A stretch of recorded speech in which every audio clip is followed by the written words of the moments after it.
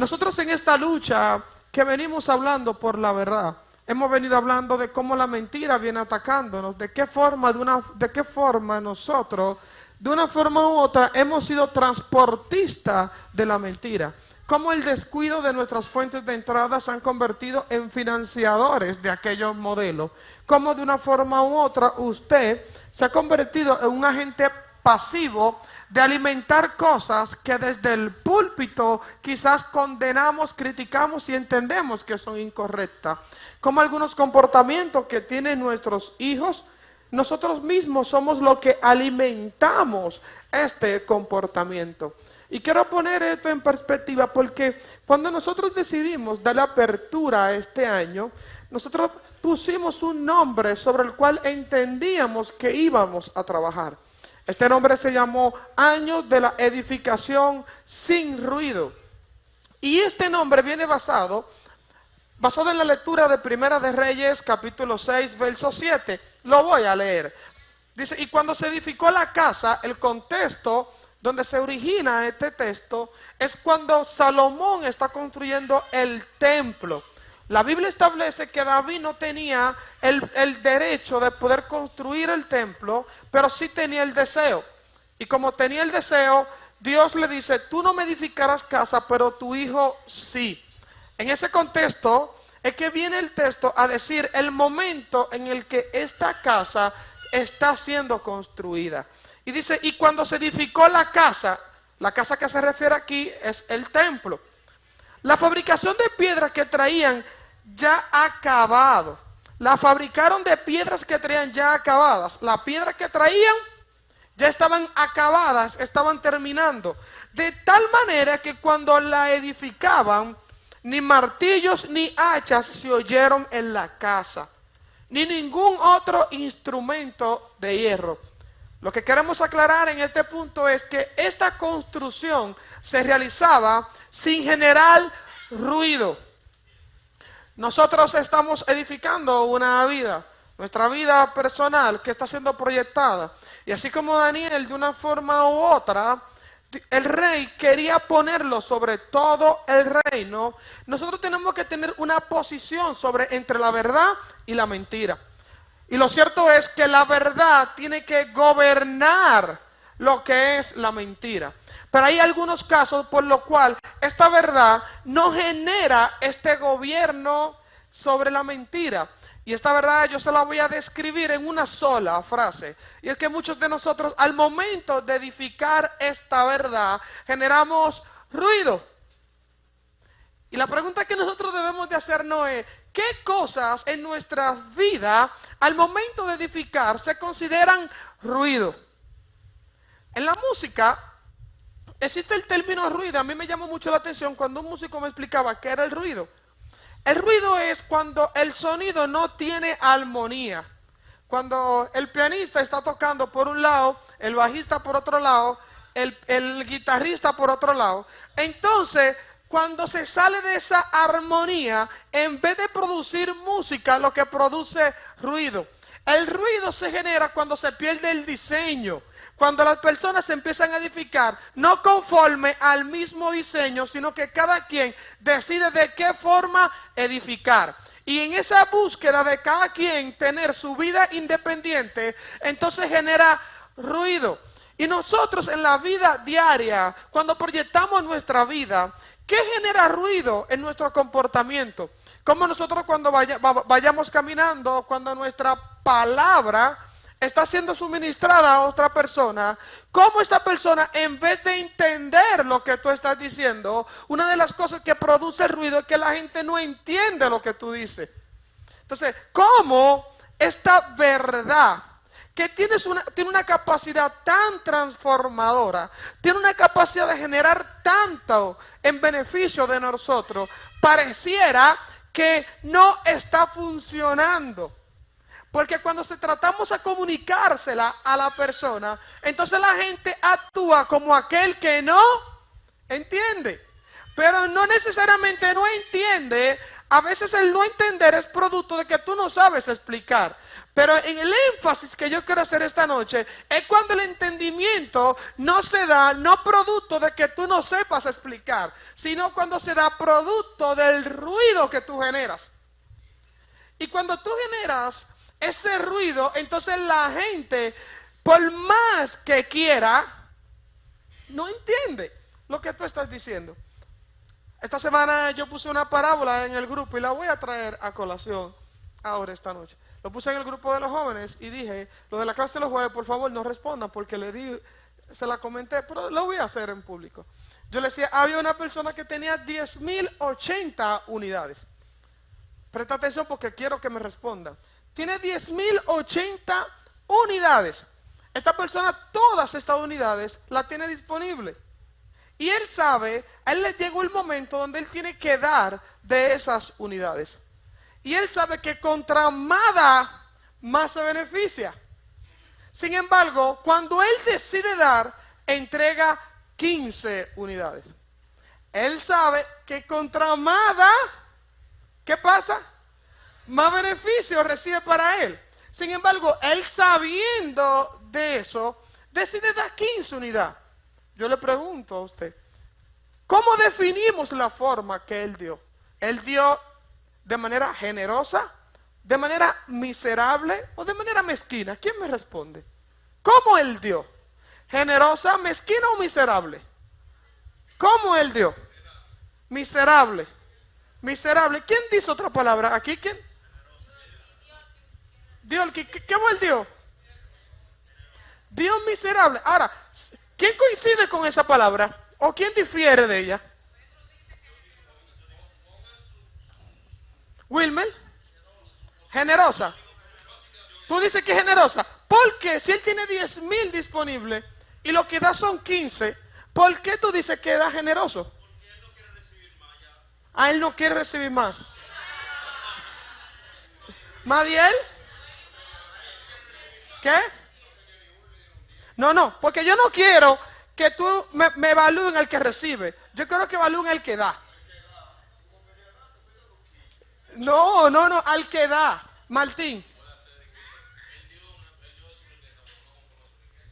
Oh, oye. Él dio de su riqueza, pero no conforme a su riqueza. Está bien. La mayoría coinciden en que fue mezquino, en que no dio, ¿verdad? Si el que da 15 se le dice que fue mezquino, ¿cómo le llamamos a la misma persona pero no dio nada?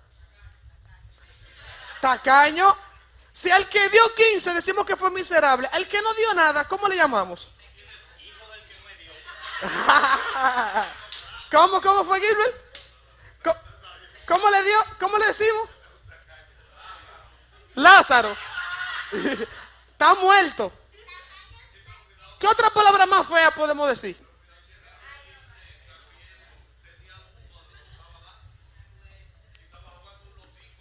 No, él tenía mucho disponible. Pero él tenía mucho disponible. Y él sabe. Ay. Él sabe que contra más da, él recibe más beneficio. Entonces dijimos que el primero es un mezquino. Decimos que el que no da es un muerto. ¿Verdad? Sí. Miserable, dijeron. Aclaremos esta parábola. Miren. Todos nosotros, en la semana, si usted agarra 24 horas por día y la multiplica por 60 minutos, todos tenemos 10.080 minutos. Todos tenemos 10.080 minutos.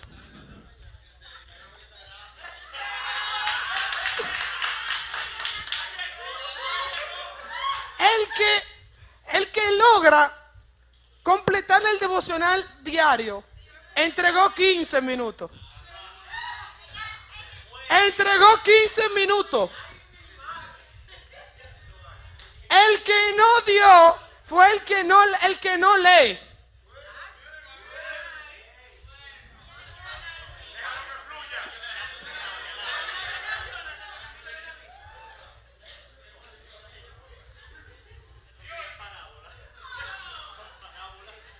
¿Qué? Yo te pregunto, ¿qué tú eres? ¿Qué tú eres? Yo siento que algunos construyeron su guillotina y cuando le dijeron, ven a morir. Miren, la mayoría de nosotros no nos gusta comer del árbol que generó la semilla que nosotros mismos sembramos. Le quiero preguntar algo. Dice la Biblia que la palabra tiene el poder para libertar, para bendecir, para hacernos heredar, para justificarnos, para resucitarnos. Mi pregunta es entonces, ¿por qué nuestra sociedad hoy en día tenemos más feminicidio, más aumento de la violencia, más aumento de la delincuencia, más aumento de los consumos de vicios a través de droga, alcohol, juegos, padres contra hijos, hijos contra padres? ¿Por qué?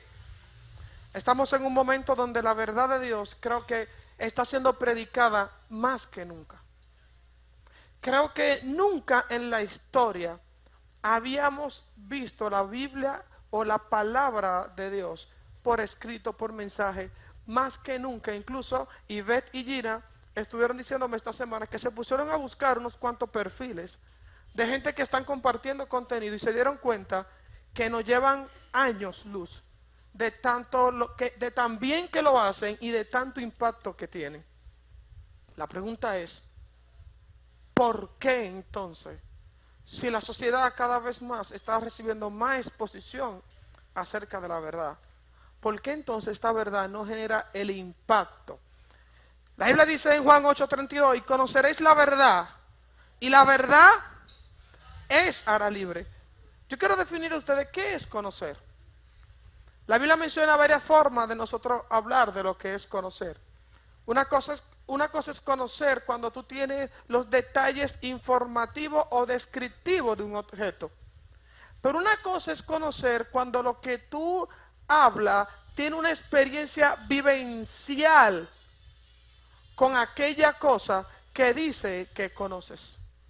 Esto nos lleva a una conclusión, y es que es probable que nosotros estemos exponiendo palabra a partir de la información descriptiva que ella tiene, pero no estamos exponiendo palabras a través de lo que es el procedimiento vivencial de lo que es este producto.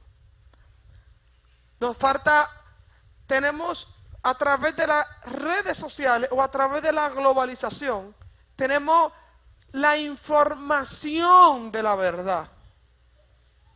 Tenemos la información. El asunto es que esta palabra, al no estar siendo vivenciada en nuestra vida, entonces lo que estamos generando informaciones huecas a la sociedad. ¿Para qué me decide ahí? Y yo quiero leer un texto. 1 Samuel capítulo 3, verso 1 dice: el joven Samuel ministraba a Jehová en presencia de Elí, y la palabra de Jehová escaseaba en aquellos días. No había visión con frecuencia. ¿Qué pasaba en aquellos días? Dice que la palabra de Dios escaseaba. Yo podría generar un argumento, mis amados, en esta noche. Y es que, producto al resultado que nosotros estamos viendo, yo puedo decir que tenemos abundancia de información, pero escasez de verdad. Y mire qué pasaba en el contexto del libro de Samuel. Dice que la palabra escaseaba y producto de esa escasez no había visión con frecuencia. Y yo quiero ejemplificar qué es no tener visión con frecuencia. No tener visión con frecuencia que usted viene de Santiago y usted viene manejando y hágase de cuenta que de momento a ti te llega la visión y de momento se te va. ¿A qué tú estás siendo expuesto? ¿A qué tú estás siendo expuesto cuando en ese momento, cuando la visión se te va? Tú que vas manejando, estás siendo expuesto a perder no simplemente tu vida, sino también poner en peligro la vida de otro. Miren esta realidad. Tenemos el caso de Elí. En cuanto a Elí podemos decir, él estaba cerca de Samuel. En el templo. Estaba tan cerca de Samuel. Estaba tan cerca de Samuel. Que entonces cuando Samuel se acercó, que Dios los estaba llamando, entonces parecía que él creía que era Elí que lo estaba llamando. Lo que me llega a mí una conclusión corta. Y es que tanto Samuel como Elí, pareciera que Elí podía escuchar. Sin embargo, Elí no escuchó. Leemos. Dice que él estaba en la presencia de Dios, lo que representaba. Él sabía que fue Dios que le habló. Porque la Biblia dice que cuando dice la Biblia que Samuel fue 3 veces ante Elí. Y Elí le preguntó, dime, él le preguntó a Elí, ¿eres tú que me llamas? Y él dijo, no, yo no te he llamado. Dice, volvió a llamar, dice, ¿eres tú que me llamas? No. Entonces, la Biblia menciona 2 condiciones por las cuales Samuel no escuchaba la voz de Dios. La primera condición que decía es que Samuel, Dios no se le había revelado nunca. Y la segunda condición era que no sabía cómo Dios hablaba. Sin embargo, a la tercera vez, Samuel, Elí le dice, mira, definitivamente es Dios que te está hablando. ¿Por qué Elí dice que es Dios que te está hablando? Porque Elí conocía la forma. Elí conocía la forma. Sin embargo, conociendo la forma, no fue suficiente para él escuchar la voz de Dios. Noten, él conocía la forma. Él estaba en el templo. Y dice la Biblia que estaba cerca del arca. El arca representaba lo que era la presencia de Dios. Él tenía la forma. Ya él había escuchado la voz de Dios. Sin embargo, a él Dios no le habló. Conocía la forma, tenía la experiencia. Habemos algunos de nosotros que pasamos por procesos iguales. Habemos algunos que nos dicen a nosotros. Nos dicen a nosotros de qué forma Dios habla. De información bíblica sabemos mucho, de metodología. Sin embargo, a nosotros Dios no nos habla. A ti quizás Dios no te habla. Y basado en ese proceso, entonces nosotros caemos en una escasez de palabra. ¿Y cómo nosotros podemos diferenciar qué es una escasez de palabra? La escasez de palabra se da cuando nosotros empezamos a decir cosas que nosotros no vivimos. Y podemos mencionar el caso de Marcos capítulo 1. Marcos capítulo 1 dice que cuando Jesús estaba enseñando, entonces ellos se maravillaron. Porque entonces decían que él enseñaba como quien tiene autoridad. Pero cuando tú te lees Mateo 23, te das cuenta que Jesús dice, hagan todo lo que ellos dicen. Dándole a entender que lo que ellos decían era correcto. Que lo que ellos decían era correcto. Sin embargo, dice, no hagan lo que ellos hacen, porque ellos dicen y no hacen. La verdad, señores, más que una información cierta, tiene que ser una posición de donde nosotros operemos. Porque nosotros, yo me he dado cuenta, y quiero llamar la atención de algunos de ustedes, que nosotros teniendo la información correcta, podemos ser mentirosos con información cierta. Podemos ser mentirosos con información cierta. ¿En qué momento tú te conviertes en un mentiroso con información cierta?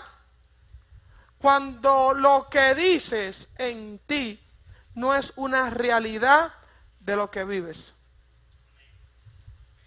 Nosotros estamos, esta verdad, nosotros estamos haciendo mucho hincapié.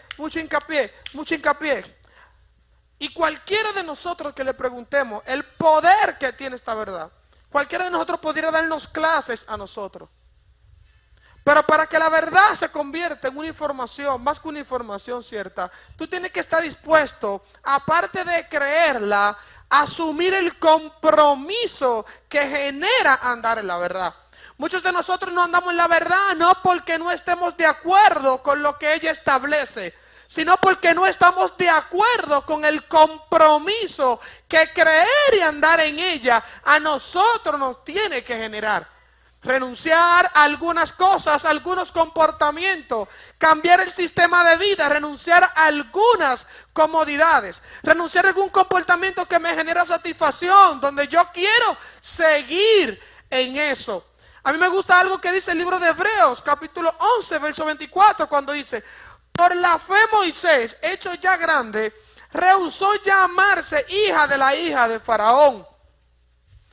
Y más que renunció a llamarse hija de ellos, yo quiero que usted vea que él renunció a la identidad que el sistema a él le había establecido.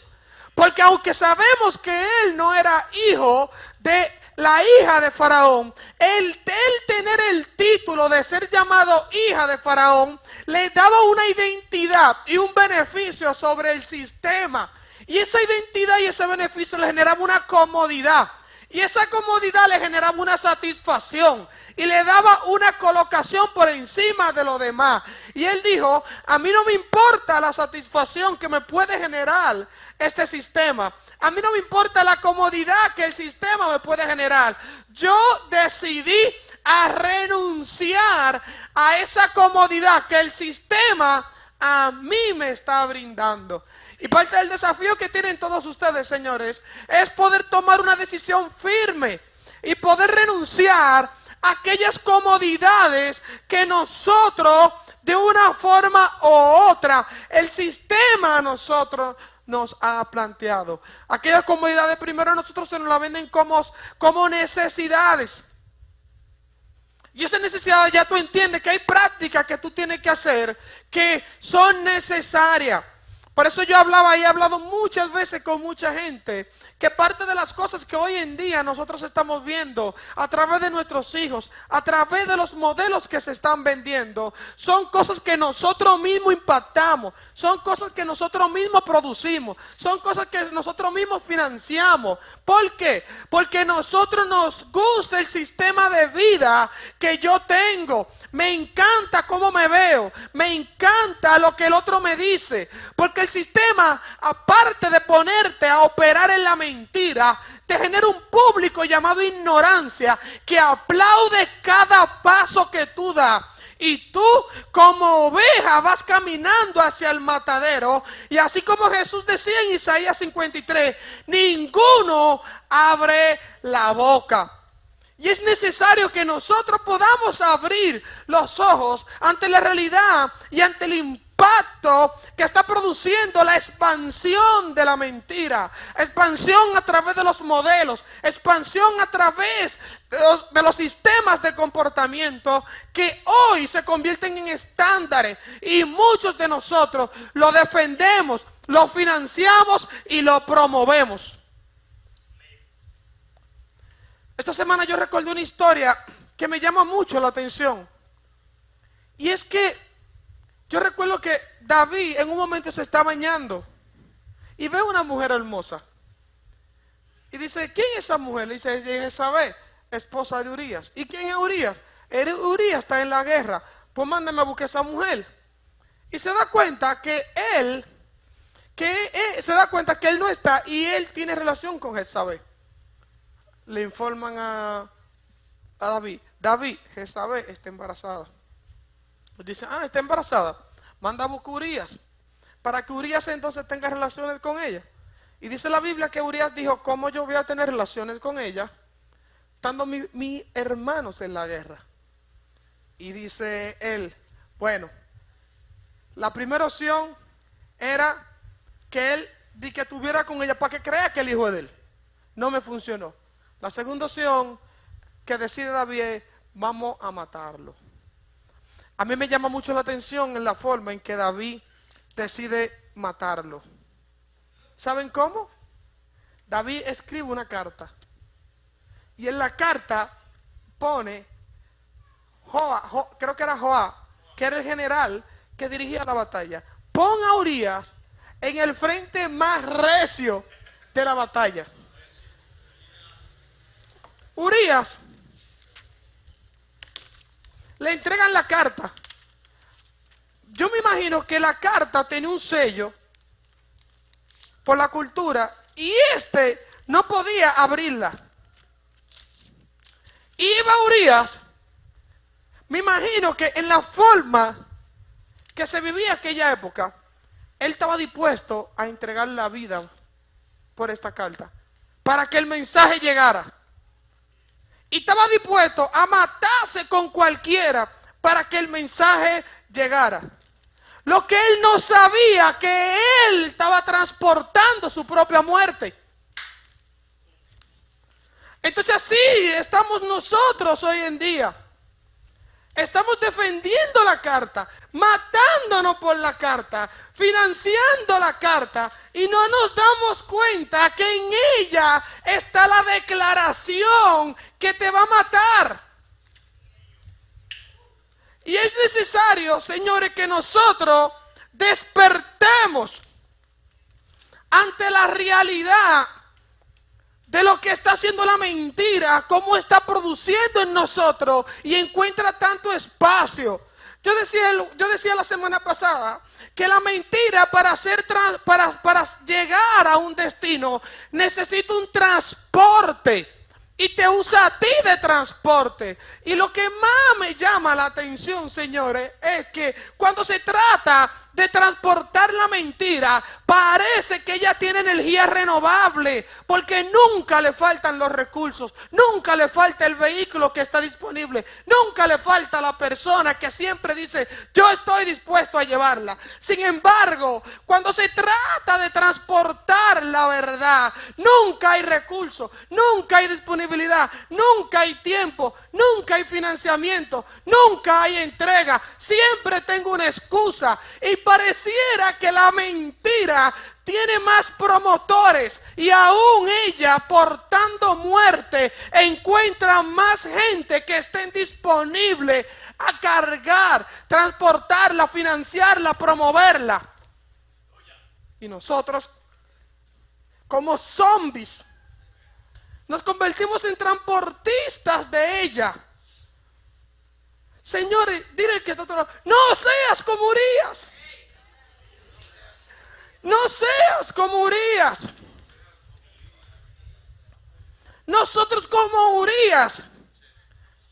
Y a veces pareciera que nosotros tenemos que insistir tanto, cargar con la persona, añoñar tanto. Hay que añoñarte, hay que ponerte el biberón, hay que ponerte el bobo, hay que darte la leche, hay que cargarte, hay que cambiarte el pamper.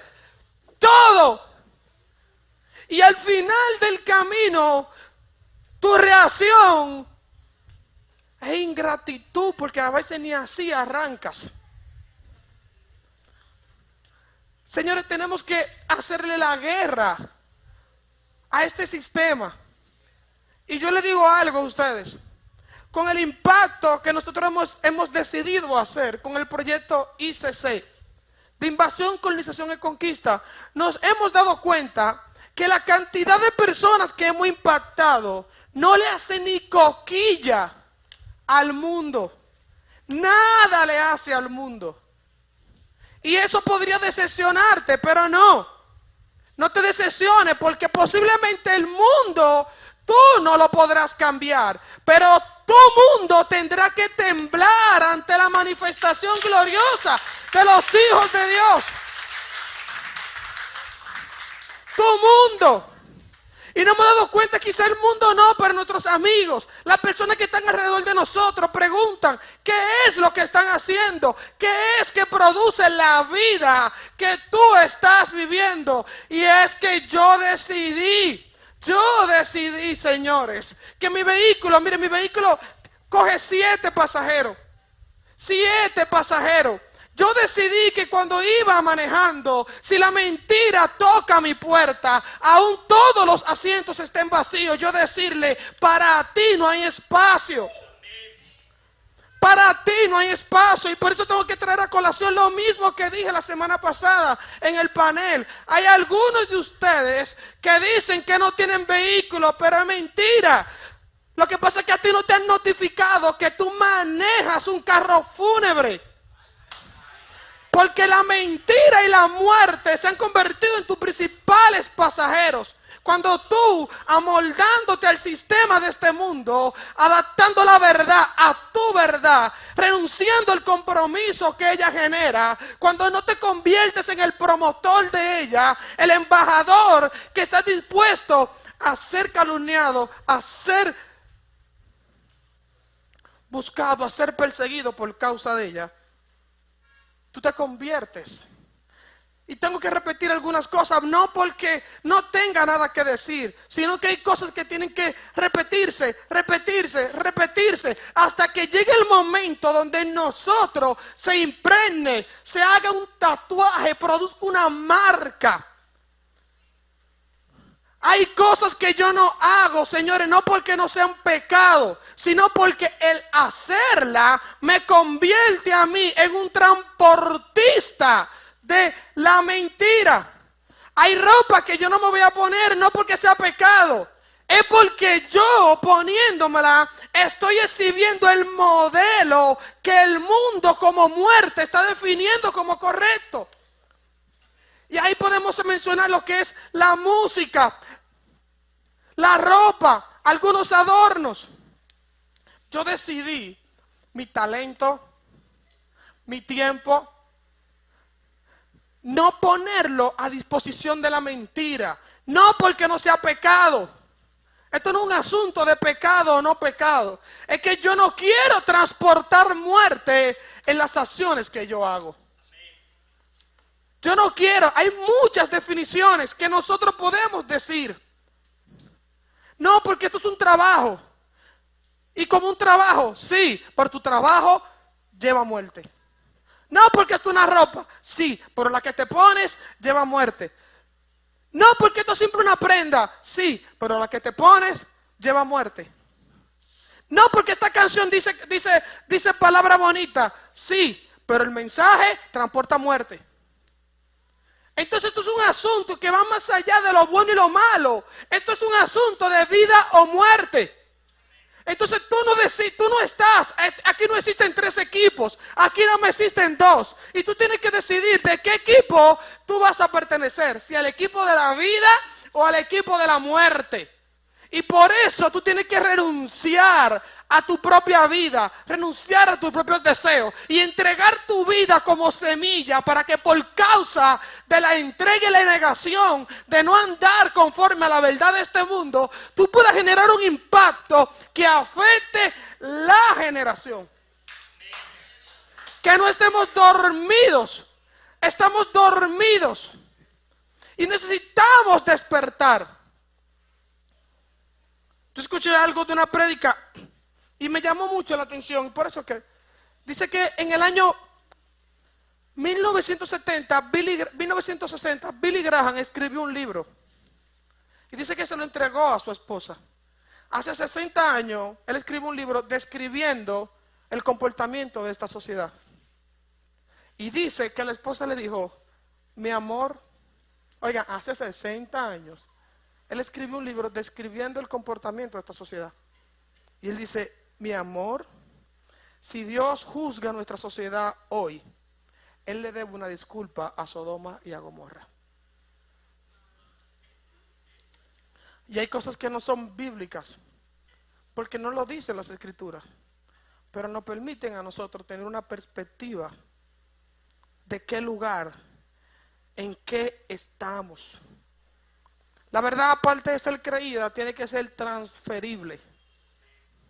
Y hay dos formas de transferir la verdad. Y quiero poner una analogía. Las dos formas son, tú la transfieres o como mercader o como productor. ¿Qué diferencia hay entre una y la otra? El mercader es el que tiene una empresa, el que tiene el negocio como un almacenista. Él compra y lo que exactamente compra, eso mismo vende. Él compra habichuela cruda y vende habichuela cruda. Él no le importa de qué está hecha. No le importa lo que produce cuando tú lo vas a comer. Él simplemente transfiere lo que recibe. Pero hay una segunda forma de transferir la verdad. Y es la forma que nosotros tenemos que asumir como compromiso. Y la segunda forma es asumirla como productor. Al productor le entregan harina y él le entrega pan. Al productor le entregan arroz y habichuela y él te entrega un moro. Porque él está comprometido no en vender simplemente lo que recibió, sino en crear un producto a partir de esto que él está recibiendo. Esta verdad tiene que interiorizarse en nuestra vida, que pueda producir en nosotros una transformación. Al mercader no le creen si la habichuela es buena o mala, porque sabe que su interés no es venderte un producto bueno, sino mercadear simplemente el producto. Pero al productor le interesa la calidad de los insumos, porque él sabe que esos lo van a llevar a producir un producto que tenga excelencia. Entonces nosotros esta verdad tenemos que asumirla como productores. Tienes que producir en ti, tú tienes que vivirla, tienes que interiorizarla. Porque simplemente algunos de nosotros estamos citando textos, citando conclusiones que leímos. Pareciera que nos enamoramos de la caja, pero no tenemos la pizza. Y el pizzero, cuando es verdad que te entregó la caja con una pizza, pero a él no le interesa la caja, a él le interesa que te coma la pizza.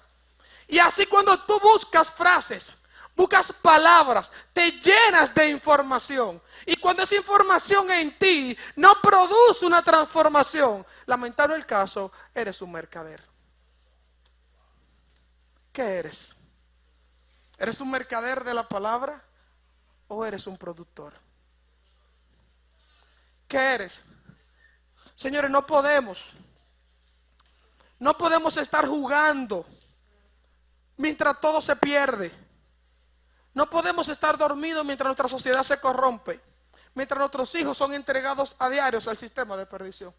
La iglesia por muchos años fue definida por varios acrónimos, la cual en algún momento se convirtieron en una vergüenza. Y muchos de nosotros, para tranquilizar nuestra conciencia, entendimos que era un orgullo. Acrónimos como que ahí vienen los aleluyas, ahí vienen los bullosos, ahí vienen los que andan con un megáfono. Fuimos definidos por la Biblia que usábamos, por el tipo de ropa que utilizaba. A mí me llama la atención porque ninguna de estas definiciones aparece en las Escrituras. Pero hay una definición que aparece en las Escrituras. Hay una. Y dice, Hechos 17:6. Pero no hallándolos, trajeron a Jason y a algunos hermanos ante las autoridades de la ciudad. Y estos gritando, pongan atención a lo que esta gente gritaba. Si algo yo quiero que a mí me describan, aunque la verdad me persiga, aunque la verdad me cueste, yo siempre he dicho, el mayor expresión de compromiso de la verdad es cuando estás dispuesto a entregar tu vida por ella. Quizás no todos estemos en nivel, pero la mayor demostración de compromiso de la verdad es cuando estás dispuesto a entregar tu vida por ella. Y da lástima como personas por ideologías la entregan, y nosotros hablando de un Dios eterno no somos capaces, no de entregar nuestra vida, por lo menos nuestro tiempo. Y podemos empezar por lo menos entregando el tiempo que nos sobra. Porque es que el tiempo que nos sobra lo dedicamos también hasta la mentira. hasta el que nos sobra, lo dedicamos a la mentira, señores. Y dice, gritando, estos son que trastornan al mundo entero y también han venido aquí. Qué descripción ni más linda. Estos son los que trastornan al mundo. Nosotros, en asumir el compromiso con la verdad, tenemos que llegar al punto de llegar al momento de que cuando seamos descritos, la gente nos digan, estos son los que trastornan al mundo. Yo sé que algunos de ustedes se pueden sentir incómodos con algunas expresiones, pero si se sienten incómodos, habremos logrado un objetivo. Porque la verdad necesita molestar al que está cómodo. La verdad necesita molestar al que está cómodo y alentar al que siente que está caminando solo.